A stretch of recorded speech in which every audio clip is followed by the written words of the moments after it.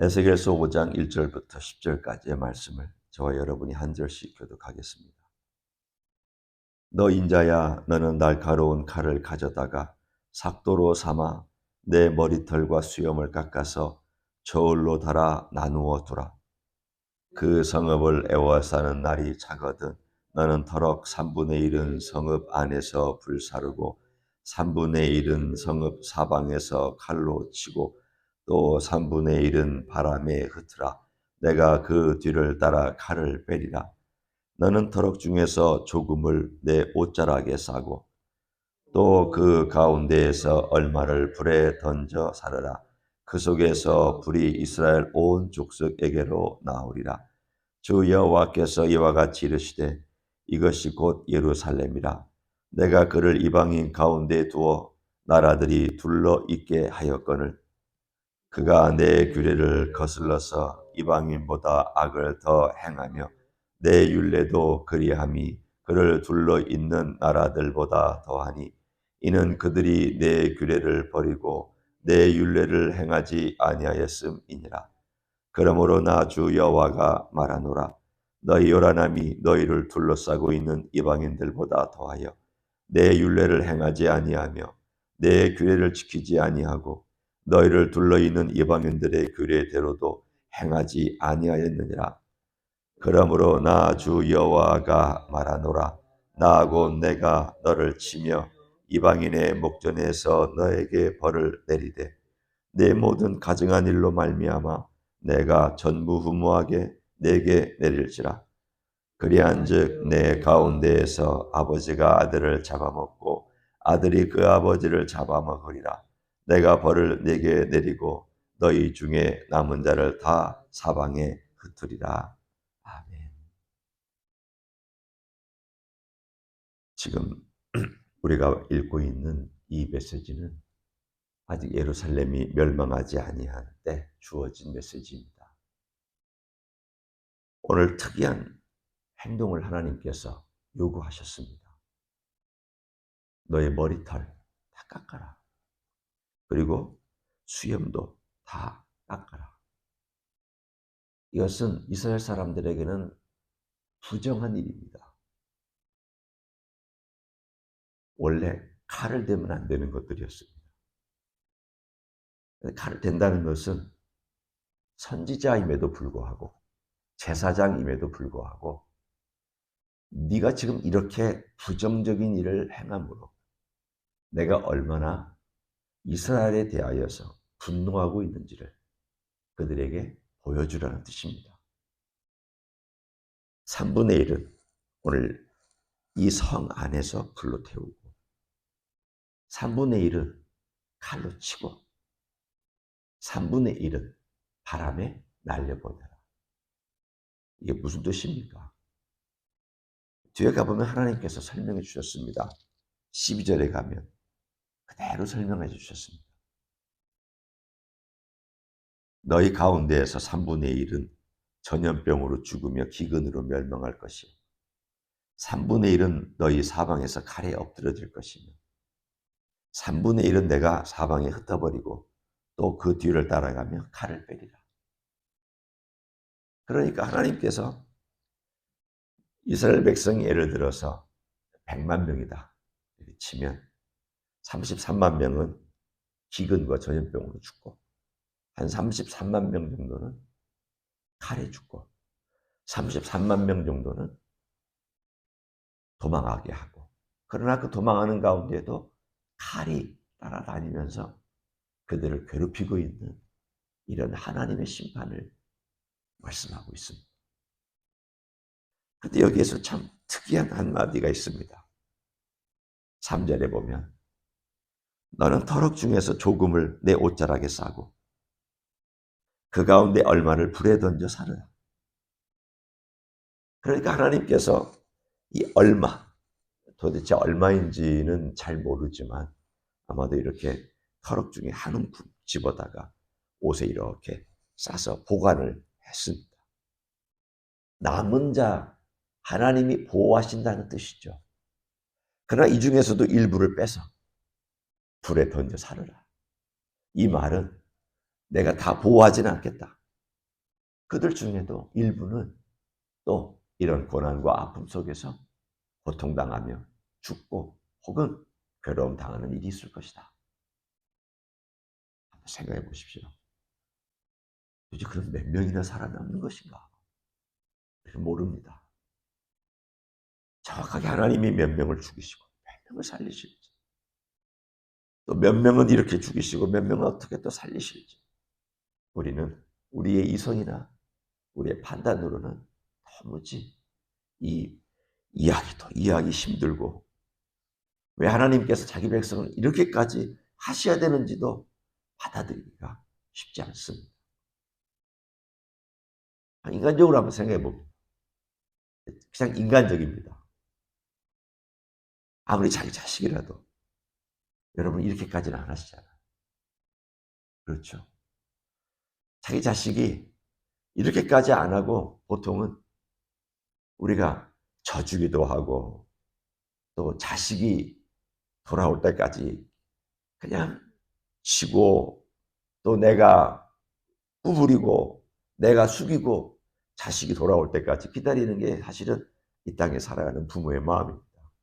자식이 이기는 부모 없다고 그렇게 하는 것이 일반적으로 인간적으로 행하는 것이죠. 그런데 사뭇 여기를 보면 하나님께서 혹독하게 자기 자식인 이스라엘 백성을 대하시고 있는 것을 볼 수가 있습니다. 한편으로는 왜 이러실까? 왜 이렇게까지 하셔야만 할까? 우리는 여기에서 몇 가지 생각할 게 있습니다. 그것은 뭐냐면, 첫째는 하나님께서 긴 시간 동안 오래 기다리셨다는 뜻입니다. 오래. 물론 이 세대가 그것을 겪고 있는 것은 고통스러운 일입니다. 어떤 세대는 평안한 세대가 있고, 어떤 세대는 좀 어지러운 세대가 있고, 어떤 세대는 심판받는 세대가 있습니다. 예를 들어서 우리가 지금 살고 있는 이 여러분이나 제가 살고 있는 이 세대를 보면 참 다이나믹하게 복을 받은 세대이기도 합니다. 앞으로 뭐가 일어날지는 모르지만 적어도 지금까지 보면 다이나믹하게 복을 받았습니다. 대한민국 어려울 때 여러분 사셨잖아요. 대한민국 발전할 때 여러분 발전하는 모습 보셨잖아요. 어떻게 길들이 닦여지고 어떻게 건물이 올라가는지 여러분 눈으로 다 목격하셨잖아요. 비록 미국에 오신 지 오래되더라도 다 소식 듣고 때로는 방문하면서 보셨잖아요. 잘 살게 됐잖아요. 저도 작년에 한 몇 년 만에 서울에 갔다가 내가 지금 미국 온 지 몇 년 안 됐는데도 이렇게 발전했다고, 이렇게 또 모든 시스템들이 발전했다고 그래서 깜짝 놀랐습니다.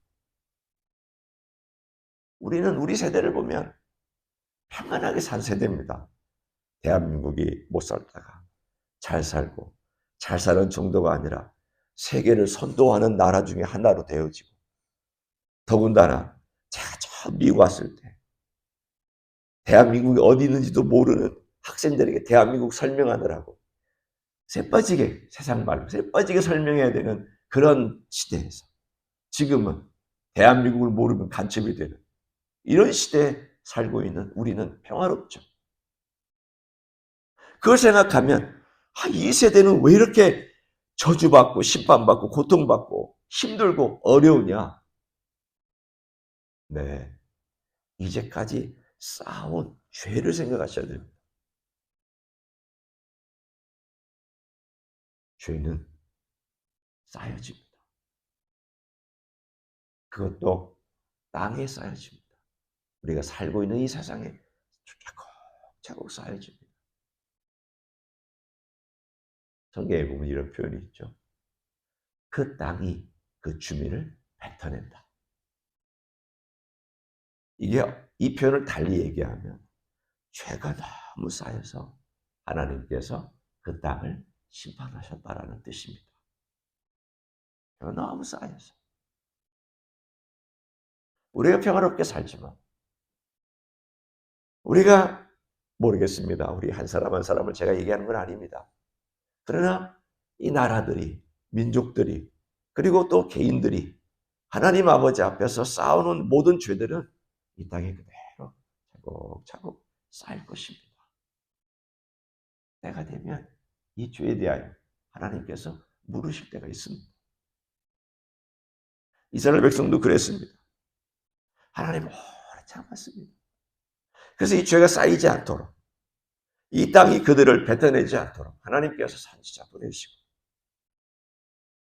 많은 메시지를 주셨습니다. 회개하고 돌아오고, 회개하고 돌아와서 나와의 관계를 회복하자. 나를 예배하는 삶을 다시 회복해. 너희 성전에 있는 우상들 치우고 성전 벽에다 그려놓은 우상들 그림들 없애라. 아니 사람들이 얼마나, 제사장들이 얼마나 담대했는지 하나님의 성전이 이렇게 있었습니다. 성전의 방이나 구석구석마다 우상을 그려놨습니다. 우상 갖다 놨습니다. 끔찍한 일이죠. 여러분이 한번 생각해 보십시오. 이제 교회 벽에다가 뭐 이상한 우상 그림을 하나 그려놨다고 가정해 보십시다. 여러분은 깜짝 놀라가지고 바로 지우거나 누가 이런 일을 했냐라고 다 아마도 성토할 것입니다. 그런데 그 일을 제사장들이 했습니다. 지도자들이 했습니다. 얼마나 타락했냐는 뜻이에요. 그게 바로 11절에 나오는 이야기입니다. 하나님께서 이렇게 말씀하셨습니다. 그러므로 나 주 여호와가 말하노라. 내가 나의 삶을 두고 맹세하노니 네가 모든 미운 물건과 모든 가증한 일로 내 성소를 더럽혔은즉 나도 너를 아끼지 아니하며 긍휼을 베풀지 아니하고 미약하게 하리니. 하나님의 결정적인, 물론 그 죄가 쌓여 있지만 그 결정적인 하나님의 이렇게 하실 수밖에 없는 동기가 하나 있었는데, 하나님께서 내가 너희를 사랑해서 이 땅에, 너희 땅에 내가 머물겠다. 죄 많은 땅에 머물겠다는 하나님의 사랑과 임재입니다. 하나님께서 임재하시겠다는 것은 그분의 사랑의 표현입니다. 죄 많은 인생 중에 내가 거하며 너희를 돌보고 너희는 나를 찾아 나는 너희를 만나고 내가 너희와 함께 교제하는 삶을 살겠다. 내가 이 땅에 나의 거처를 두겠다. 그 대표적인 게 뭐예요? 성전이었잖아요. 근데 그 성전에다가 우상 그려놓고 그 성전에다가 우상 갖다 놓고 하나님이 참을 수가 있나요? 그 말이 안 되는 이야기잖아요. 그래서 하나님께서 성전을 떠나셨어요. 껍데기만 남은 거죠. 이 에스겔서 뒤에 보면 하나님의 영광이 나중에 떠나는 장면이 나오지 않아요. 견딜 수가 없으신 거예요. 하나님의 영광이 떠나면 무슨 일이 생깁니까? 더 이상의 보호도 없고, 더 이상의 교제도 없고, 더 이상의 관계도 없고, 더 이상의 예배도 없는 그러한 막다른 지경까지 떨어지게 되어버리고 맙니다. 이제는 하나님께서 성전으로 돌아왔다는 말씀은 없습니다. 나중에 수르바벨이 성전을 짓지만 하나님의 영광이 그 안으로 들어왔다는 말씀은 없습니다. 물론 하나님께서 그 예배는 받아주셨습니다.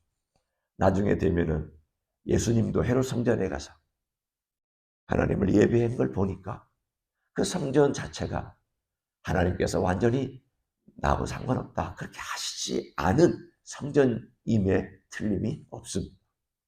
그러나 솔로몬 성전 같은 영광은 다시는 오지 않았습니다. 언제 그런 영광이 올까요? 예수님이 재림하실 때, 예수님께서 재림하실 때 다시 그 영광, 그 성전으로, 다시 지어진 성전으로 들어올 것입니다.